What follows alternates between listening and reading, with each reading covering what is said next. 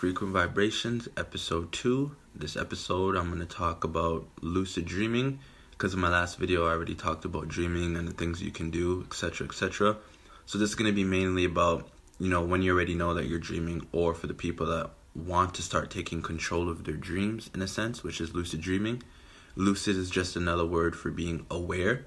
So yeah, you're aware of your dreams when you're lucid dreaming, and then from there, you're able to manipulate it, after some time with some practice, and basically do a whole bunch of things. Some things are, for example, you can fly, you can breathe underwater, you can teleport, time travel, meet famous people. You can learn more about yourself. I put right here, knowing self. You can actually talk to long lost relatives. By the way, these are all things that I have done, so I'm speaking from my experience. You can drive your dream car. You can experience instant manifestation. You can face your fears. You can go over different scenarios. For example, you're imagining a day at work or whatever, and then you don't like it that way. You can go back through your dream and then, create another dynamic where you experience a different day. And you can keep going through different days until you experience a day that you actually like, for example. And so much more with lucid dreaming. But right here, I do have the new board with some new stuff. So I'm going to go over reality checks, mindfulness, dream journaling, personal, intrinsic motivation, which is also just another word for personal motivation, obviously, your attitude, and also mental toughness. Are you easily defeated? And that's something that I find very important, something I actually learned from volleyball, from my coach, and I kind of just implement it into my life and things that I do on a daily basis because it actually helps me and it works. So yeah, first thing I'll go over is reality checks. So for anyone that has seen the movie Inception with Leonardo DiCaprio, his reality check, basically when he had a totem, that spinning top, he would actually spin it. And he basically said it was Maul's, it was his wife's, or he's a widow or whatever. But basically, it was just to keep him in reality. So when he spun it, he said if it kept spinning, then he knew he was in a dream. But then if it stopped spinning, then he knew he wasn't dreaming. And the reason why he had or kept doing these reality checks was, he said, because after a while, you might lose yourself and you may not know if you're dreaming or not. So the reason why reality checks are important is because this can help you discern whether or not you're actually awake right now, or if you're actually in a dream right now and you're just becoming lucid, and then you can start controlling it. So the reality checks that I have here are time, looking at hands, mirror, and spinning for the advance. So the time. In a dream, time is irrelevant. Time will always change. So for anyone that constantly has a watch or their phone and you guys look at it, something you can start doing right now is, if you have a watch, look at the time, look away, and then look back. In a dream, the time will always change 100%. So if you look and it's 7:42 p.m., you look away and you look back and it's like 8:33 a.m. That can happen in a dream. And if you do that, you will automatically know that you're dreaming. Another technique is looking at your hands. When you look at your hands, obviously because we know what our hands look like. That saying where I know this like the back of my own hand, right? So basically what you do is you just want to look at your hands and you will be able to notice if anything is different. Your hands could look smaller, your fingers could be longer, you could have 6 fingers, you could have 7 fingers. One time I think I had 6 fingers. And it wasn't for me to trip out or anything. It was just for me to know that I was dreaming. Another one is looking in the mirror. Now, I personally like this one. It may not be for everyone, but when you actually look in the mirror, you'll notice that, obviously you know what you look like. So when you look in the mirror, if anything is off, that will be another indicator to let you know that you are dreaming. So one nose, I was going to talk about my nose actually, which is pretty ironic. But in a dream, I do actually have a big nose. So in my dream, when I looked in the mirror, my nose was even bigger. So I already knew right off the bat that I was dreaming, and then I was able to, control my dream and then go about whatever I wanted to do. And then the last one is what I would say spinning for the advanced. Spinning for the advanced, I wouldn't necessarily say that it is a reality check, but I know this is for some people who are probably already dreaming and they're actually trying to go from dreaming to lucid dreaming, but they're still getting excited. So this is for you people. I will say that if you spin, what you're actually telling your subconscious mind is that you are not ready to wake up. And this works for me 100% of the time. So if you ever find yourself waking up, what you can do is you can quickly spin, and it will actually keep you grounded within your dream. And then you can go about dreaming, etc., etc. The next thing I want to talk about is mindfulness. Now, mindfulness is basically the mental state achieved by focusing one's awareness on the present moment, so the now, while calmly accepting and acknowledging one's feelings, thoughts, and bodily sensations. So the more you are aware of self, the more you're aware of your thoughts, the more you're aware of what you're feeling, the more you're aware of all the sensations, you actually carry that over to when you're dreaming and you're unconscious. Because then you won't have those moments where something really cool or amazing happens, but then you don't become lucid or aware that you're dreaming. It's kind of normal to you. But then when you wake up, you're kind of like, whoa, I was dreaming.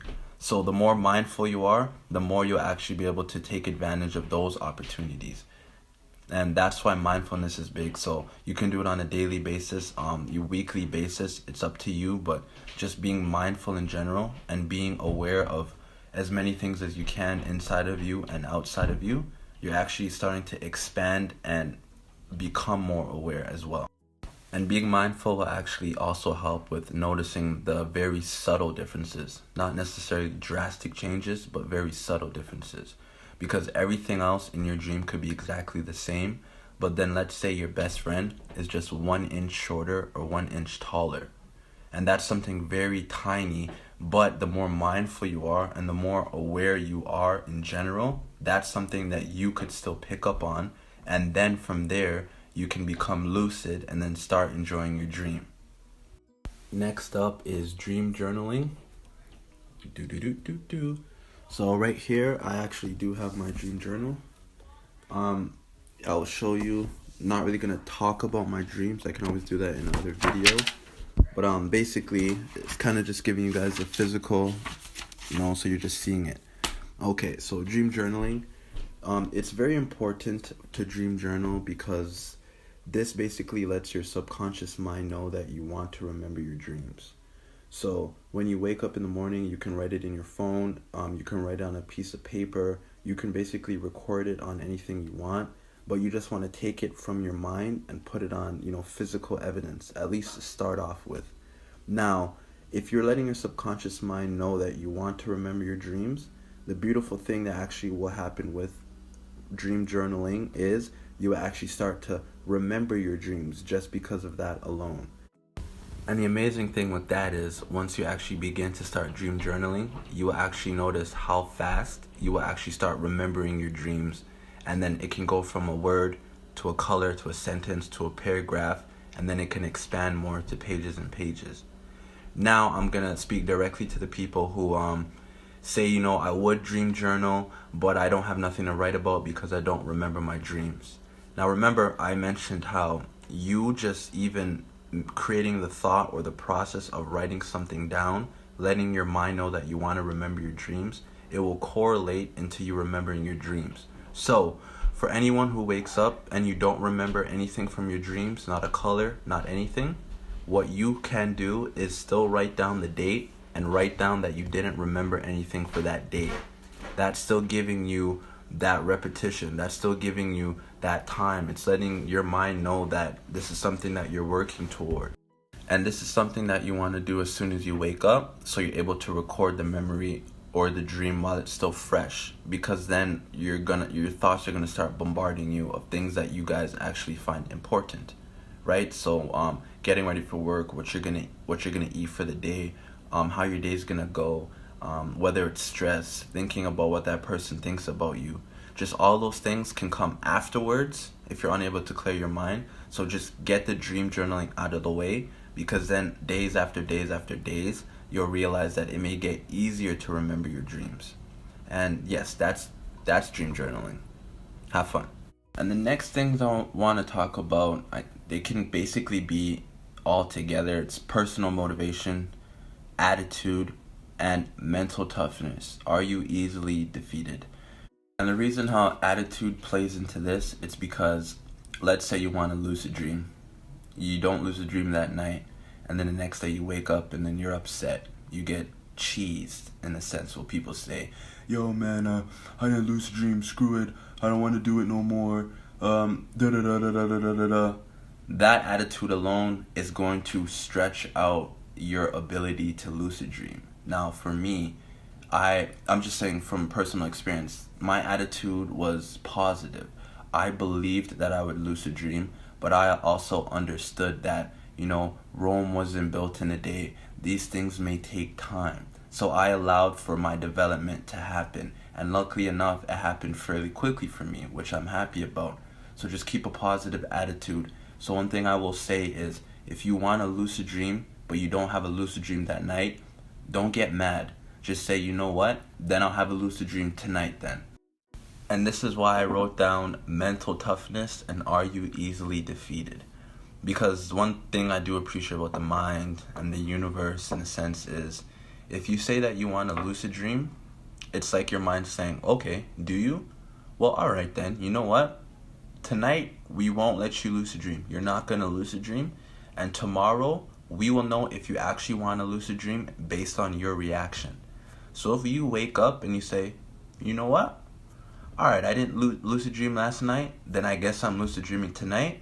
That's you letting your subconscious mind know that lucid dreaming is still something that you want to do, something that you are positive about, something that you're kind of, locked in and focused on. And then it's the complete opposite. If you just give up after one day, then it's like, okay, that was your mind testing you. That was yourself just checking out to see if lucid dreaming was something that you actually wanted to do. Last thing I'm going to say is, everyone has 24 hours in a day. It's all about how you use it, basically. And the beautiful thing with lucid dreaming and what I've shared is most of the stuff is actually more mental, right? So at the end of the day, if you guys are not dream journaling, obviously that's not mental, but if you're not dream journaling, then I just hope that you're not surprised if you're not getting the results that you want. If you guys are not taking the time to do certain things to help with your dreaming, then I just hope that you don't get surprised if you're not getting the results that you want. And that's why I always like talking about personal intrinsic motivation, because I can be excited for you guys to lucid dream all I want, but it's not going to make a difference unless you are personally excited. And by you being personally excited, that will actually make you lucid dream a lot faster and a lot quicker, right? But at the end of the day, I just want to thank you guys very much for watching episode 2 of Frequent Vibrations, and happy dreaming.